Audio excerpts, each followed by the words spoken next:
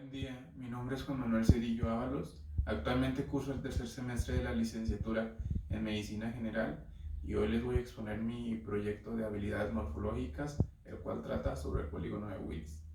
Para comenzar con el tema, aquí está la tabla de contenido. Bueno, ¿qué es el polígono de Willis? El polígono de Willis es un área de unión de varias arterias en la parte inferior del cerebro. En él, las arterias carótidas internas se ramifican en arterias más pequeñas que suministran sangre oxigenada a más del 80% del cerebro.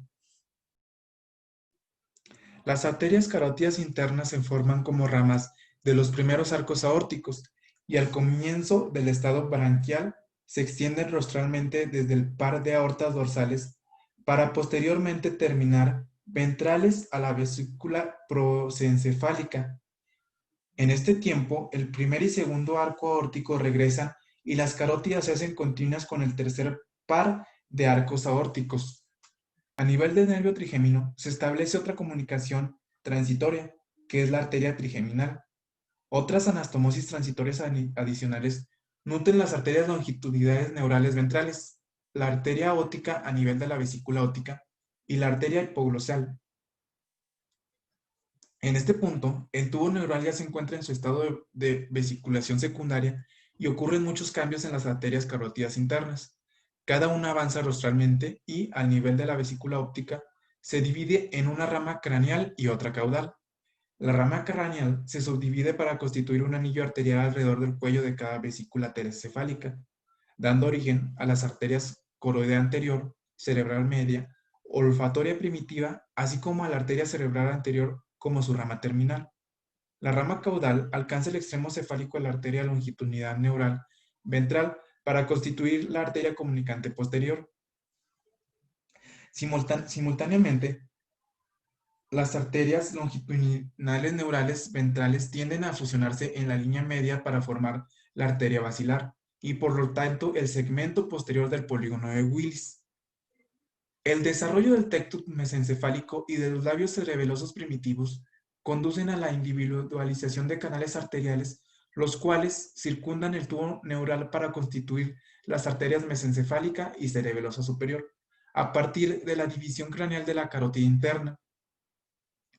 Un segundo par de canales longitudinales dorsales a las arterias longitudinales se forma y son llamadas las anastomosis primitivas basilovertebrales laterales. Estas se unen a las arterias proatlantales intersegmentarias y también se comunican con las longitudinalidades neurales por canales transversos. Ellos forman anastomosis entre las arterias vertebrales y basilar y dan origen a cada arteria cerebelosa posterior inferior.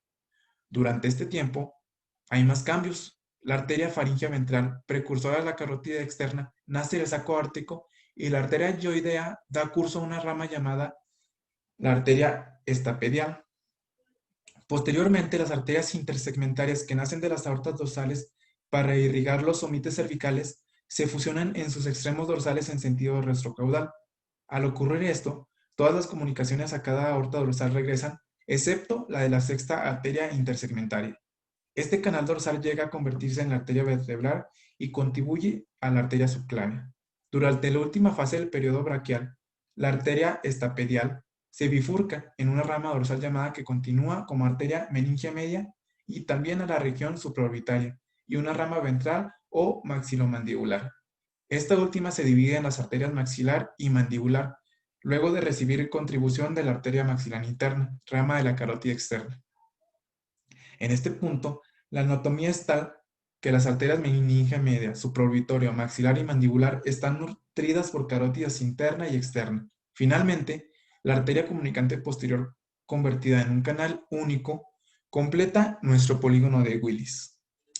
Y así es como se forma esta compleja estructura. Histológicamente, las arterias se organizan en tres capas concéntricas, las cuales son la túnica íntima, la túnica media y la adventicia. La túnica íntima está constituido por endotelio, una lámina basal y una capa conjuntiva subendotelial. Está presente en todos los vasos o arterias y venas. La media Está compuesta por fibras musculares lisas dispuestas de forma concéntrica, fibras elásticas y fibras de colágeno en proporción variable según el tipo de arteria. En las arterias, la media es una capa de aspecto compacto y de espesor regular. La adventicia es formada por tejido conjuntivo laxo, compuesto fundamentalmente por fibroblastos y colágeno. Cabe destacar que las arterias cerebrales tienen paredes relativamente finas, con una elástica interna bien desarrollada, pero una túnica media delgada, desprovista de fibras elásticas y una membrana elástica externa ausente, es decir, que no tiene. En la estructura anatómica vamos a apreciar nuestro modelo hecho. Anatómicamente, el polígono de Willis se considera una anastomosis o interconexión en una red de partes o elementos diferenciados entre sí. Puede encontrarse en la parte inferior del cerebro, rodeando el heptágono que forma estructuras como el quiasma óptico, el hipotálamo y la hipófisis. Se puede dividir en polígono de Willis anterior y posterior. El polígono de Willis anterior está conformado por arterias como la arteria estriada, la arteria comunicante anterior y posterior, la arteria oftálmica, la arteria coroidea anterior y la arteria cerebral media o posterior. Esta parte del sistema circulatorio cerebral es la encargada de la irrigación sanguínea interna del cerebro. Por su parte, el polígono de Willis posterior cumple la función de permitir que exista circulación sanguínea en el área cerebral. En cuanto a la formación del sistema de este polígono, cuenta con una arteria basilar, que se encuentra conformada por diversas arterias que conforman el sistema vertebrobasilar, las cuales son la arteria cerebral posterior, la arteria cerebrosa superior y anterior, las arterias pontinas y la arteria espinal anterior. Tanto el polígono de Willis anterior como posterior juegan un papel importante en nuestro cerebro al permitir la irrigación sanguínea en sus diversas zonas. Fisiológicamente, el cerebro tiene un patrón único de circulación sanguínea, que es establecido directamente por sangre de la aorta, formando nuestro sistema de arterias llamado polígono de Willis. Este lleva cerca del 15% del total de la fracción de eyección cardíaca hacia el cerebro. El tejido cerebral representa menos del 2% del peso total corporal.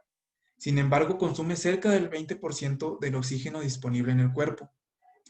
El cerebro, al ser el órgano que controla todas las funciones corporales, debe tener un sistema de regulación muy riguroso, abasteciéndose de oxígeno continuamente en respuesta a la demanda local inducida por la actividad metabólica, proveniendo de esta forma la hipoxia neural, inclusive durante situaciones de hipovolemia.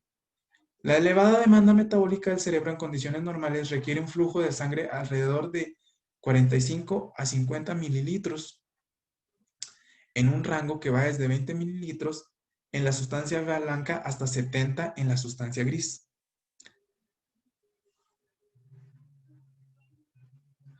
Finalmente, cuando aparecen lesiones, el polígono es un área de gran importancia para el ser humano, surgiendo en sus interconexiones una gran cantidad de ramificaciones que, como ya mencionamos, pueden llegar a albergar hasta el 80% del riego sanguíneo cerebral. En ocasiones, puede suceder que resulte dañado tras un traumatismo que aparezca como llamado aneurisma o que exista un accidente cardiovascular en esta región. Si aparece algún tipo de obstrucción en el polígono, es posible que las áreas irrigadas se queden sin oxígeno y mueran. Las consecuencias pueden ser múltiples, desde la muerte a la pérdida de funciones mentales y físicas o sensibilidad o capacidad motora. Otro problema que aparece es el hecho de que aparezca, pues como ya lo mencionamos, bueno, vamos a hablar más a fondo del aneurisma y se termine produciendo lo que produce más bien un derrame que puede tener consecuencias graves para el sujeto afectado.